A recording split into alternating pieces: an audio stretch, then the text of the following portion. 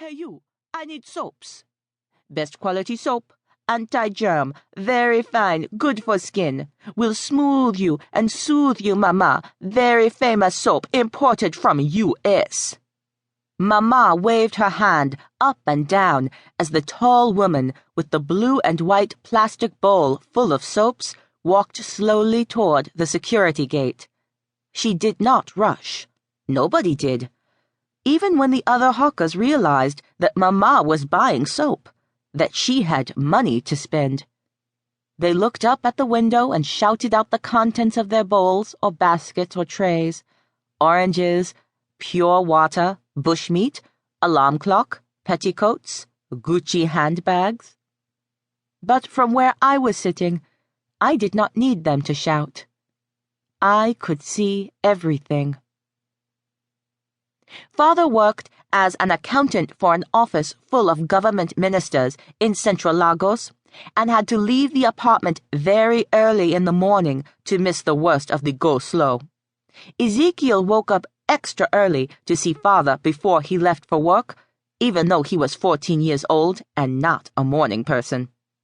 He liked to sit on Father's side of his bed next to his neatly laid-out work clothes and watch him dress, pass him his tie, cufflinks, and wristwatch. Mama would tut loudly into her pillow before swinging her long legs out of the bed as Father whistled and teased her. "It's like sleeping next to a handful of needles," he would say, sharp and bony, poking me through the night. Mama would tut even louder and sometimes suck her teeth. She, too, was not a morning person. We all had breakfast together. Father ate hot food only, but lukewarm, which made his hot food only rule seem silly. Ezikiel and I ate cereal or rolls with jam that Mama had stolen from her job at the Royal Imperial Hotel.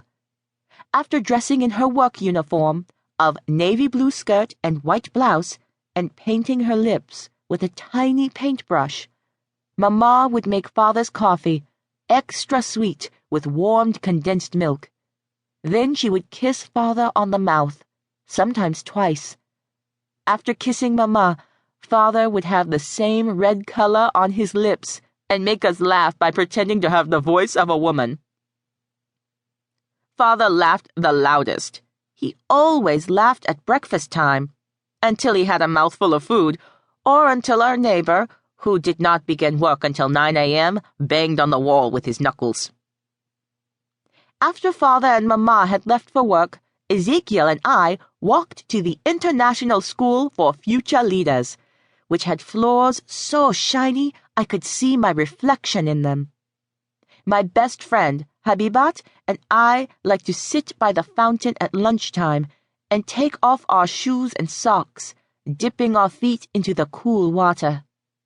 Ezikiel liked the clubs and societies, chess society, Latin club, science club, but we both liked school.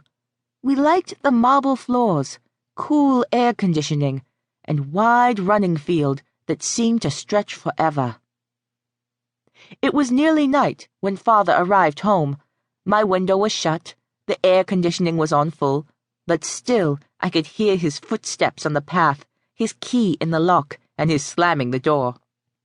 Ezikiel jumped up from where he had been reading on my bed, knocking his textbook onto the floor, where it opened at a page that had a picture of a man with no skin showing his insides and arrows pointing to the different bits inside him. Descending colon, duodenum, liver. Father's footsteps thudded across the hallway before the door burst open. "Kids, where are you? Where are you, trouble kids?" Mama hated Father calling us kids. Father loosened his necktie as Ezikiel and I rushed over and followed him to the parlor. "I came top in the spelling test, and the teacher said I am the best at Latin, the best he's ever taught." Ezikiel was breathless from talking too fast. His nostrils were flaring. I moved closer to Ezekiel's back. Even though Ezikiel was only 2 years older than me, he was already a whole head higher. My eyes were level with the bony part at the bottom of his neck. I could not see Father drop to his knees, but I knew that he had.